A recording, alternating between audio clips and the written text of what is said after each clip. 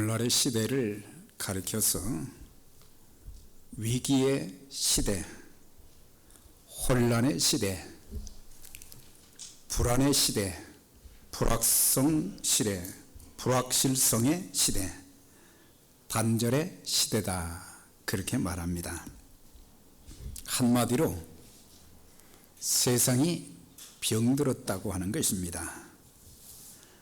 오늘의 시대가 병들었다고 하는 것입니다. 우리가 살고 있는 지구가 환경오염, 대기오염, 수질오염, 토양오염 등으로 병들어 가고 있습니다. 하나님의 형상대로 지음받은 인간들이 병들었습니다. 하나님께서 세워주신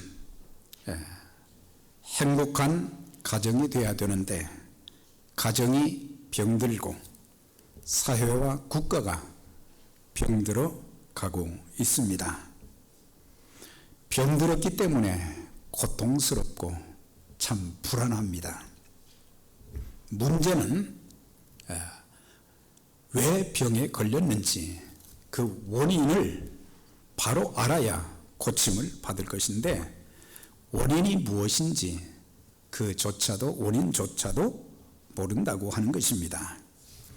오늘 우리가 함께 봉독한 이 말씀은, 본문은 그런 문제를 해결하는 것에 바른 정답을 우리에게 알려주고 있습니다. 솔로몬이 아버지 다윗의 유언을 따라서 성전을 건축하고 7년 동안 성전을 건축하고 난 뒤에 얼마나 기쁜지 봉헌식을 하게 되었습니다.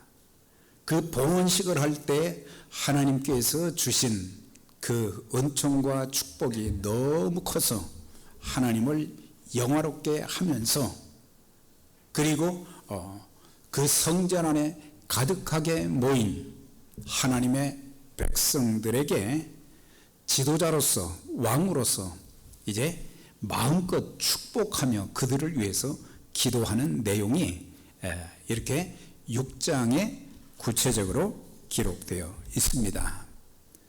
하나님의 사람들 또한 지도자들이, 그리스도인들이 잘 해야 되는 것이 예수 믿는다고 하는 그것으로 끝나지 말고 내가 받은 은총과 축복을 다른 사람들에게 나누어주는, 그래서 축복의 사람들이 되고 자꾸 다른 사람들을 축복해주고, 또 우리 주변에 또 나 자신, 우리 가정뿐만 아니라 사회와 국가를 보면 참 안타까운 분들이 많은데 그분들이 예수님도 믿고 그들의 삶이 그리스도 안에서 참 풍성한 삶을 살아가며 하나님께 참 마음껏 헌신하며 쓰임받는 그런 사람들이 되도록 우리가 축복하고 기도하는 것을 빼놓지 말아야 된다고 하는 것입니다.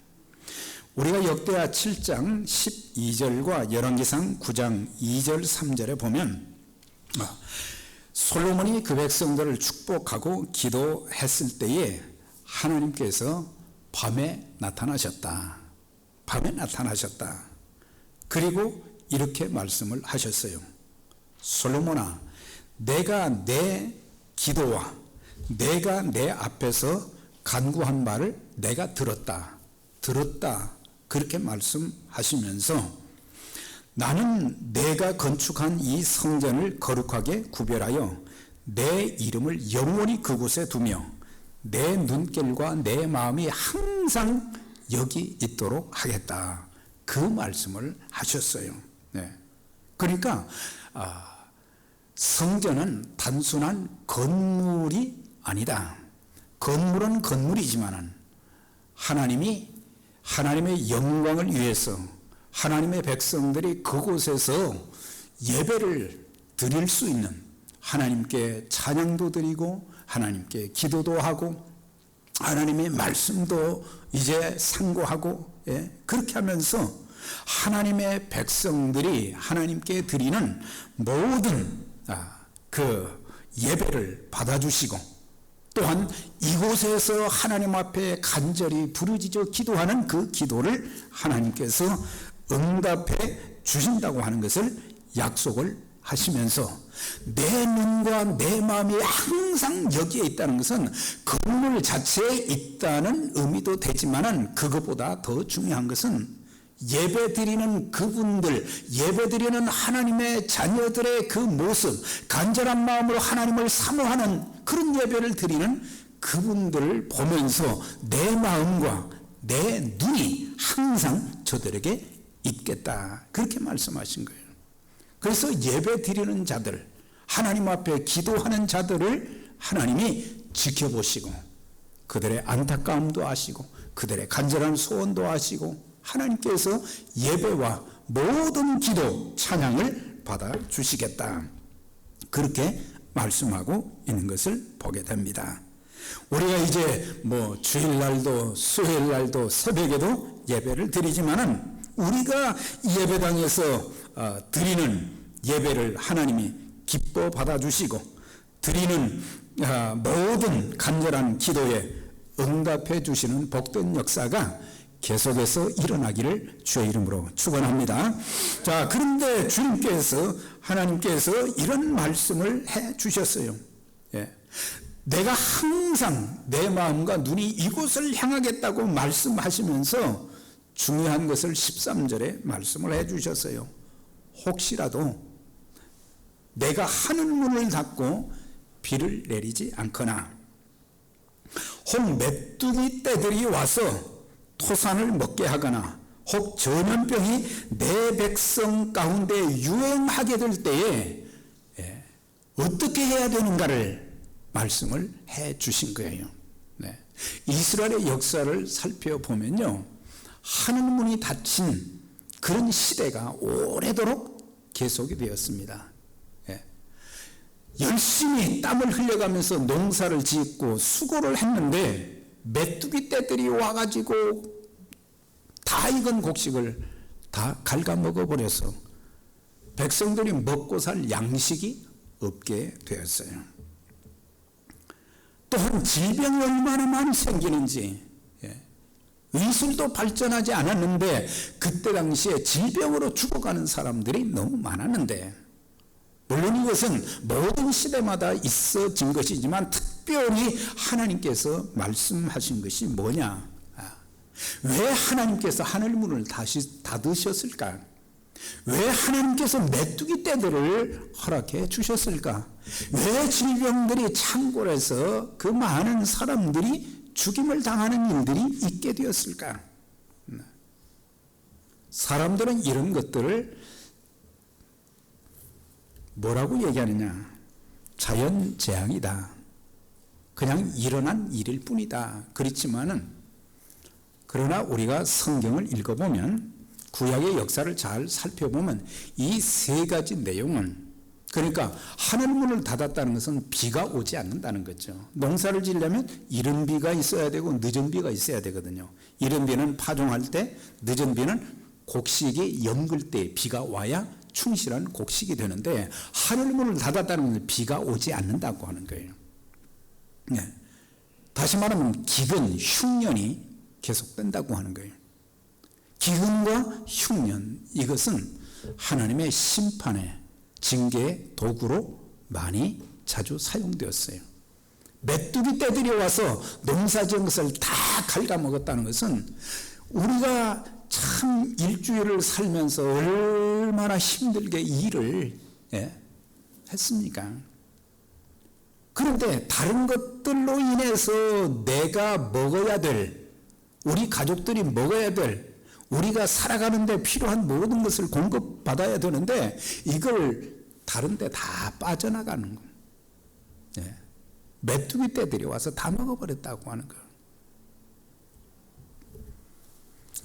전염병으로 수많은 사람들이 죽게 된 것, 이 세 가지의 재앙은 뭐냐, 왜 일어나게 되느냐,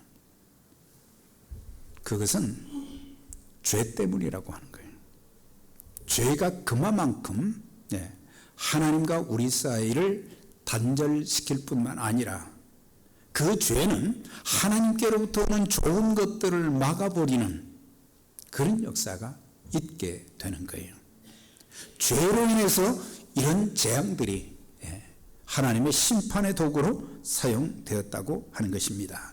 그래서 그 말씀을 하시면서 너희가 죄 때문이라는 것을 알고 그것을 회개하고 하나님 앞에 돌아오게 되면 내가 그 땅을 고쳐 주실 것이다.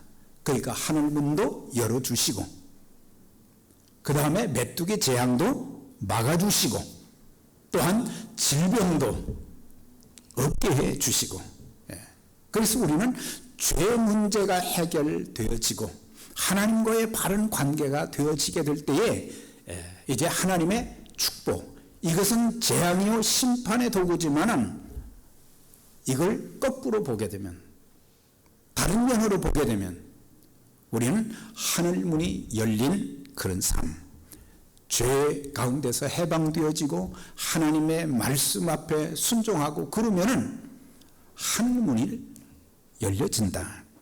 여러분들의 삶 속에 하늘문을 활짝 열어주시기를 주의 이름으로 축원합니다. 메뚜기 떼들이 근접하지 못하도록 세상의 악한 것들이 우리의 모든 소중한 것들을 빼앗아가지 않도록, 또한 질병의 세력이 틈타지 않고 하나님이 건강을 지켜주시는 이런 역사가 평생 계속되기를 주의 이름으로 축원합니다. 자, 그런데 오늘 11절에서 16절까지의 그 배경 중에 가장 핵심되는 말씀이 14절에 있는 말씀입니다. 14절. 이 14절의 말씀은 미국의 역대 대통령들이 대통령 취임식을 할 때 그때 이제 성경에다 손을 얹고 서약을 하잖아요. 근데 성경에 손을 얹고 서약만 하는 것이 아니고 손을 얹은 상태에서 성경의 말씀 한두 구절을 꼭 낭송을 하게 됩니다. 그런데 지금까지 역대 대통령 중에 가장 많은 수가 역대하 7장 14절의 말씀을 낭송을 했다고 하는 거예요. 지도자로서, 나라를 책임지는 지도자로서 하나님의 백성들이 범죄하지 않고 하나님을 섬기면서 그들이 축복받는 삶을 살도록 이끄는 게 참된 지도자요, 하나님 말씀에 순복해서 하나님의 축복을 받게 하는 것이 참된 영적 지도자뿐만 아니라 정치 지도자도 그런 사람들이 되어져야 된다는 것을 우리에게 가르쳐 주는데, 여기 보면 몇 가지를 이제 하나씩 상고하겠는데, 첫째로 14절에 보세요. 내 이름으로 일컫는 내 백성이, 이건 하나님께서 솔로몬의 기도에 응답하시면서 약속해 주신 말씀이에요. 내 이름으로 일컫는 내 백성이라. 그러니까는 솔로몬 시대뿐만 아니라 계속해서 이스라엘 역사 속에서 하나님의 선택을 받은 백성들이었지만 그들은 하나님을 거역했어요. 하나님 말씀은 불순종했어요. 오히려 도덕적으로 부패하고 타락하고 하나님의 영광을 가리웠어요. 이런 정도면 하나님이 내치실만 한데, 하나님은 그 백성들을 선택하신 하나님께서 그들을 절대로 버리지 아니하신 거예요. 아까 인사를 나눌 때 당신은 존귀하고 보배롭고 사랑받은 존재입니다, 인사했잖아요. 사람들은 나를 볼 때 형편없는 그런 존재로 취급을 할 때가 있지만 하나님은 그렇지 않다고 하는 거예요. 너는 존귀한 존재다. 왜? 예수 믿고 구원받은 하나님의 자녀이기 때문에 존귀하고 보배롭다. 보배롭다고 하는 거예요. 보배는 얼마나 귀한 것입니까? 존귀하고 내가 너를 사랑하였다. 이사야 43장에 있는 말씀이에요. 내가 너를 사랑하였다. 하나님의 그 사랑, 끝이 없는 그 사랑, 하나님의 마음을 그렇게 아프게 하고 하나님의 영광도 가려고 하나님의 백성답게 살지 못하는 그들을 보면서도 하나님의 축복을 받아야 되는데도 축복을 받지 못하고 심판받고 징계받고 채찍을 맞는 그 백성들을 향해서 하시는 말씀이 바로 보배롭고 존귀하게 여기며 사랑하였다. 여기서도 내 이름으로 일컫는 내 백성이라 그렇게 말씀하고 있습니다. 오늘 영적인 이스라엘인 그리스도인들 모두에게도 하나님께서는 때로는 하나님 마음 많이 아프게 하고 하나님 뜻대로 살지 못하고 하나님 제대로 섬기지도 않고 예배하지도 못하고 세상에서 빛과 소금이 되지도 못하고 덕을 세우지도 못하고 사람들을 감동시키지도 못하고 그래도 하나님은 끊임없이 너는 내 자녀다, 내 사랑하는 자녀다, 그렇게 말씀하시는 거예요. 우리가 이런 하나님을 우리가 믿는다면 이제는 우리 자신이 정말 사랑받는 존재들이 되어져야 되고 존귀한 존재들이 되어야 되고 보배로운 자들이 되어져서 하나님의 영광을 드러내고 하나님 이름을 존귀하게 만들고 사람들에게 예수님은 구원자이시며 우리의 이 시대의 참된 소망입니다, 그렇게 전해줄 수 있는 자들이 되어져야 된다. 하나님께서 선택은 한 번이십니다. 한 번 선택은 상황에 따라서 변하지 않고 영원합니다.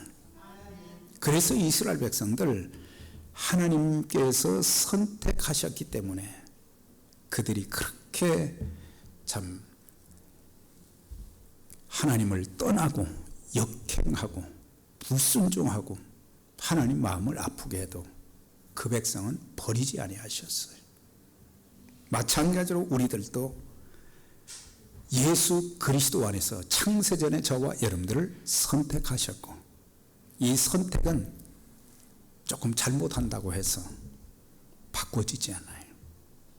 그런데 사람들은 하나님이 잘못하면 그때그때 매를 대시면 정신 차릴 건데 하나님이 오래 참아주시니까 이렇게 살아도 되네? 이렇게 죄 지어도 뭐 별 문제 안 생기네? 그러면 안 되는 거죠. 하나님의 사랑을 배반하는 것이 되는 거예요. 하나님은 그분께서 택한 자녀들을 절대 버리지 아니하시고 지켜주시며 평생 인도해 주십니다. 내가 너와 함께하며 내가 어디로 가든지 너를 지키며 내가 이 땅으로 돌아올 때까지 내가 너를 떠나거나 버리지 아니하실 것이다, 그렇게 약속하셨어요. 야곱에게 약속하셨는데 하나님은 그 약속을 그대로 다 지키셨잖아요. 하나님의 약속, 한 번 하신 약속은 절대 그 약속을 배반하지 않고 그대로 아브라함에게 하셨던 언약이 이삭과 야곱과 요셉에게 그리고 모세에게 여호수아에게 다윗에게 계속해서 그 약속이 유효하게 이루어진 것을 보게 됩니다. 하나님의 백성들인데 하나님의 백성들답게 살지 못하는 거예요. 악한 길에서 떠나면 이제 하나님께서 그 땅을 고쳐주시기를 원하시고 그 일생을 그의 인생을 새롭게 만들어 주시기를 원하면서 악한 길에서 좀 떠나라 그랬어요. 악한 길이 뭐겠어요? 죄지요. 어떤 죄들입니까? 하나님 대신 우상숭배, 하나님보다 더 사랑하는 것, 그게 죄예요.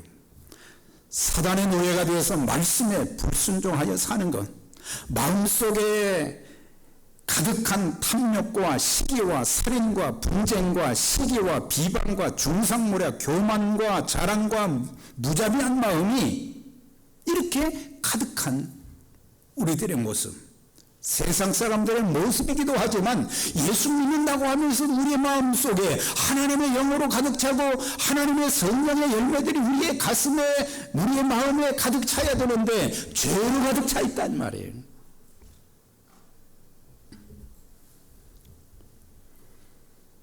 그래서 죄를 가득 마음속에 채워놓고 있으면서도 하나님께 예배드린다고 합니다. 하나님 찬양한다고 합니다. 하나님께 기도한다고 합니다. 이런 외식적인 종교 행위를 이제는 버려야 된다고 하는 거예요. 나의 낮은 모습을 성찰하면 내가 얼마나 큰 죄인인가. 나를 모르니까 내가 괜찮은 사람처럼 생각될 때가 많거든요. 내가 목사인데, 그런데 하나님 앞에 서게 되면 이사야 선지자의 그런 고백처럼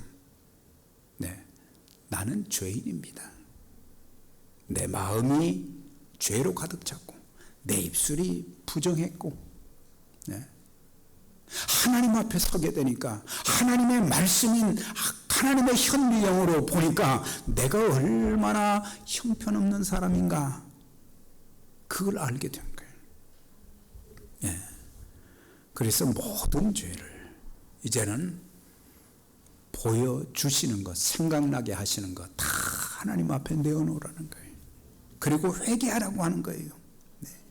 하나님의 사람답지 못한, 그리스도인답지 못한, 덕을 세우지 못하고 세상에서 빛과 소금의 역할을 감당하지 못한 내 모습, 다른 사람들의 마음을 너무나도 아프게 한 것, 다른 사람들이 힘든 것을 돌아보지 못하고 기도해 주지 못하고 격려해 주지 못한 것, 이런 모든 것들 하나님 앞에 회개하면 하나님께서 이제는 하늘문이 닫혀져 있었지만 그 문도 열어주시겠다. 모든 메뚜기들도 막아주시겠다. 질병의 세력도 막아주시겠다. 다 고쳐주시겠다. 그렇게 말씀하고 있습니다. 그래서 이제 우리는 신앙생활 하면서요, 사람들이 잘 못하는 게, 제가 잘 못하는 게 뭐냐면, 처음에 예수 믿었을 때에 가졌던 그 마음, 그걸 초심이라고 그러잖아요. 이 초심을 잃은 지도자들이 너무 많고 초심을 잃은 그리스도인들이 너무 많다고 하는 거예요. 초심이란 무슨 일을 시작할 때 처음 품은 마음인데, 가장 지혜로운 삶은 영원한 초심자로 사는 것입니다. 우리가 무엇이 되고 무엇을 이루었다고 생각할 때가 가장 위험한 순간이에요. 그래서 인생의 위기는 초심을 상실할 때 찾아오는 거예요. 초심을 상실했을 때 우리의 삶의 위기가 몰려닥치기 시작하는 거예요. 왜? 그것을 통해서 정신차리라고 하는 거예요. 깨달아야 된다고 하는 거예요. 그렇게 살면 안 된다고 하는 것을 가르쳐 주고 있어요. 초심을 상실한 세 가지가 있어요. 초심을 상실하면 교만이 싹트기 시작합니다. 된 줄로 생각하는 사람, 자기는 괜찮은 사람이다, 그렇게 생각하는 거예요. 그래서 교만한 마음이 들기 시작하는 거예요. 괜찮은 사람이다. 그러면서 교만하게 되면 열정이 식어버립니다. 열정이. 처음 예수 믿고 나서는 참 신앙도 순수하고 주님의 이 일에 내가 쓰임받는 것이 그렇게 기쁘고 감격스럽고, 그런데 세월이 지나면서 열정이 다 식어버린 거예요. 예배의 열정이 식어버렸어요. 기도의 열정이 식어버렸어요. 찬양의 열정이 식어버렸어요. 감사하는 마음이 사라지기 시작했어요. 열정이 신 거예요. 우리 전도합시다, 우리 일합시다 그러면 나 바쁘다고 하는 거예요. 네. 네. 내 몸이 병들면 그것도 못하는 것입니다. 네. 건강 주셨을 때, 은혜 주셨을 때, 기회를 주셨을 때에 우리는 순종하고 우리가 헌신하면 하나님께서 우리를 통해서 놀라운 은혜를 주시고 다른 사람들에게도 유익을 주지만 나에게 큰 은혜를 주시는 거예요. 그 다음에 교만하다는 것은 처음에 가졌던 순수한 마음이 중간에 추하게 변질되었다고 하는 거예요. 네. 우리가 한평생 믿음으로 살고 한평생 겸손한 마음으로 살고 한평생 하나님 말씀 따라서 우리가 산다고 하면 우리의 삶은 하나님이 인정하시고 책임져 주시는 것입니다. 네. 근데 우리는 너무 많이 잘못됐어요. 너무 많이 변질이 됐어요. 저 사람 참, 저 집사님 그렇게 겸손하고 항상 얼굴에 웃음이 가득 차고, 네, 하는 말마다 참 아름다운 말만 골라서 하고 다른 사람들을 잘 세워주고 교회에도 그렇게 성실하던 사람이 오늘로부터 달라지기 시작한 거예요.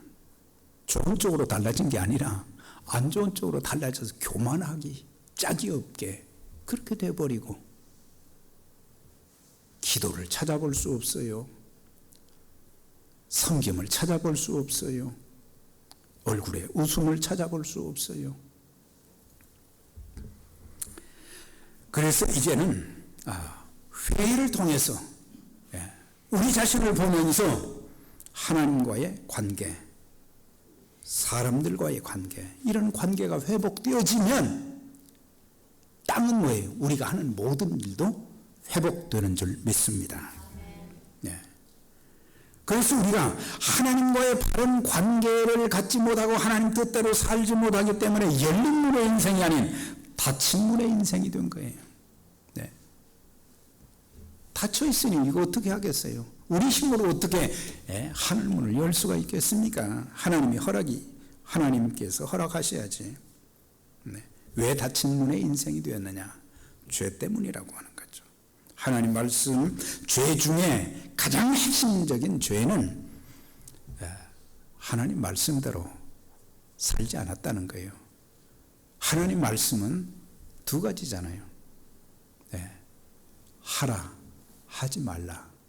하나님 말씀 따라서 하라고 하는 것은 지독하게 안 하고 하지 말라고 하는 것은 왜 골라서 그렇게 잘하는지. 그러니까 그게 죄라고 하는 거예요. 죄라는 본뜻이 빗나갔다는 뜻이거든요. 네. 하나님 말씀대로 살지 않으면 빗나간 인생을 살게 되어 있어요. 네. 목회자와 재직회원, 성도와 성도, 남편과 아내, 부모와 자녀 사이의 관계가 회복되어질 때에 하나님께서 하늘문을 열어주시는 거예요. 그러니까 다른 것보다 가장 중요한 것이 하나님과의 관계가 제대로 되어지고 죄 문제가 해결되어지고 내 삶이 하나님 말씀대로 살게 되면은 이제 그때부터 하나님이 은혜를 주시고 형통케 하시면서 사람과의 관계도 아름답게 만들어 주신다. 관계가 단절됐다는 것은 대화가 없다는 얘기거든요. 만나지 않는다는 거거든요. 네. 하나님께서 우리를 만나 주시지 않으면 여기서 드리는 예배마다 하나님이 저와 여러분들을 다 만나 주시고 말씀하시고 은혜 베푸시는 역사가 계속 되기를 축원합니다. 하나님 만나 주시고 나를 감동시켜 주시고 나에게 새로운 결단을 주시고, 네. 그러면서 또 한 가지는 뭐냐?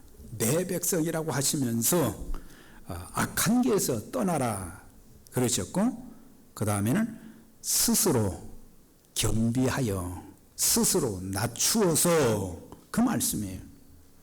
그러니까 내 자신이 죄인임을 깨닫는 상태 또는 부족하고 연약한 실수 덩어리인 것을 우리가 아는 것이 겸손한 자의 모습인 것입니다.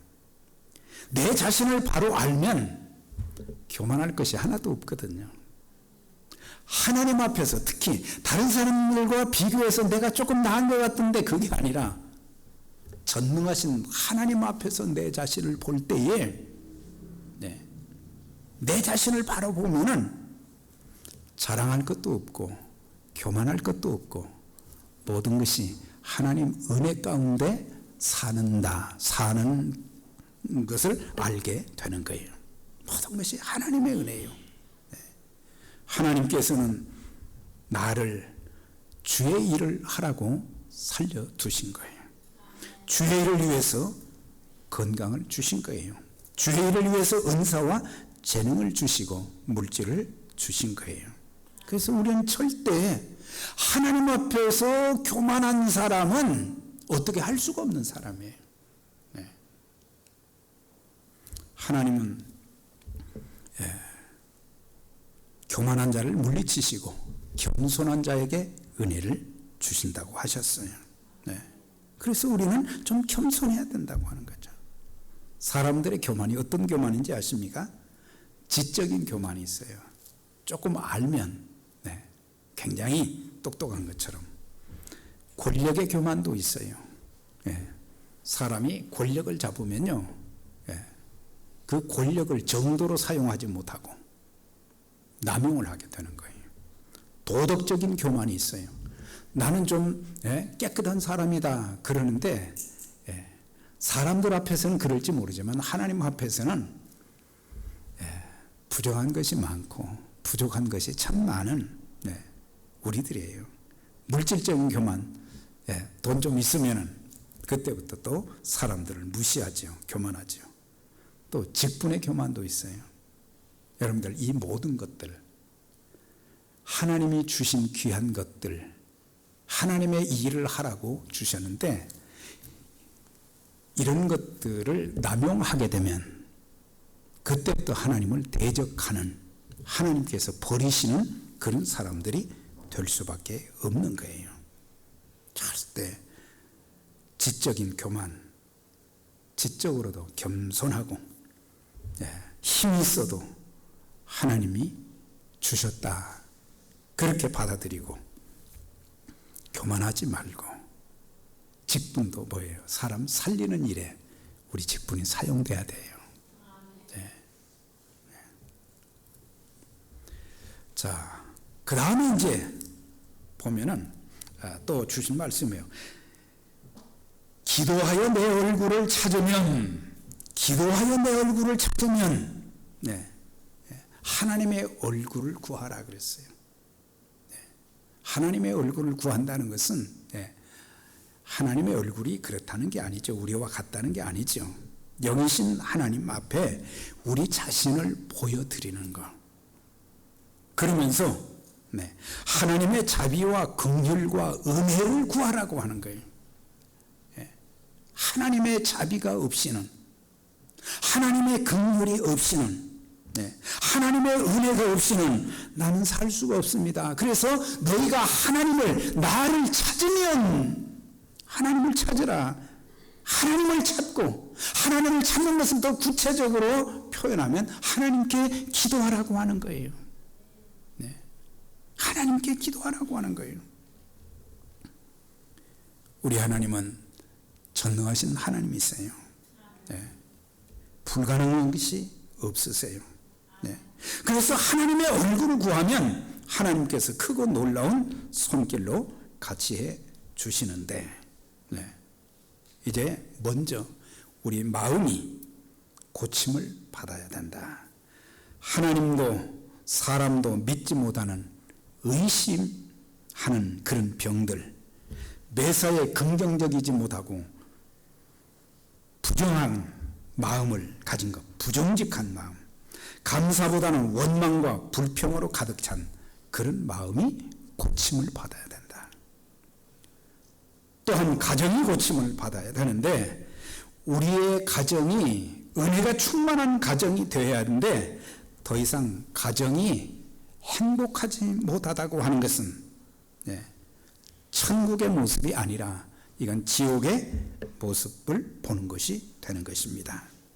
남편과 아내의 모난 성격도, 부모의 모난 성격도, 잘못된 습관도, 언행도 다 고침을 받아야 돼요. 그래서 악한 길에서 떠나서 그리고 스스로 겸비하여 하나님의 얼굴을 기도하면서 구하게 되면 하나님이 고쳐주신다. 여러분도 고침받고 여러분들의 자녀들도 다 고침받게 되기를 축원합니다. 하나님이 고쳐주십니다. 하나님 고쳐주시는 거예요. 교회가 고침을 받아야 돼요. 하나님의 은총과 축복은 교회를 통해서 세상으로 흘러가게 만들어 주신 거예요. 그래서 교회가 복을 받아야 되고, 교회가 바로 서야 되고, 교회가 하나님의 영광을 드러내고, 이 교회가 하나님께서 주신 은혜가 충만해서 이제 그것이 흘러넘쳐서 가정으로, 직장으로, 사회로 흘러나가서 세상을 아름답게 만드는 그런 역할을 교회가 해야 되는 것입니다. 사랑하는 여러분, 우리가 하나님께 우리가 기도하면 성령의 충만함도 주시고 경건의 능력도 주시는 것입니다. 우리의 삶은 영적인 전쟁입니다. 우리가 기도 없이 악한 마귀를 대적해서 이길 수도 없고, 우리는 세상을 대적해서 세상을 이길 수가 없어요. 마귀 앞에 무릎 꿇고 세상 앞에 무릎 꿇고, 그러지 말고 영적 전쟁에서 승리해서 하나님 뜻을 이루는 자들이 되어져야 될 것입니다. 이제 우리 모두가 역대하 7장 11절에서 16절 중에 14절 말씀을 평생 신앙의 좌우명으로, 삶의 좌우명으로 삼고 이 말씀대로 행하는 가운데 하늘 문을 열어주시고, 여러분들 고침받아야 될 모든 것들이 고침받고, 그렇게 해서 하나님의 자녀다운 아름다움을 세상에 전하면서 하나님 나라 확장을 위해서도 귀하게 쓰임받는 저와 여러분들이 다 되시기를 주의 이름으로 축원합니다.